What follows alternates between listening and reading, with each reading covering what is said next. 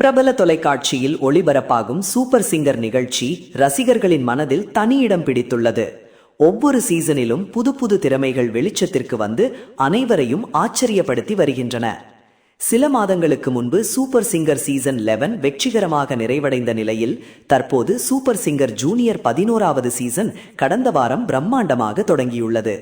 இந்த சீசனிலும் சிறு குழந்தைகள் தங்களின் அசத்தலான குரலும் திறமைகளும் மூலம் ரசிகர்களை கவர்ந்து வருகின்றன. இந்நிலையில் தற்போது வெளியாகியுள்ள ப்ரோமோ காட்சி ரசிகர்களின் கவனத்தை அதிகமாக ஈர்த்துள்ளது.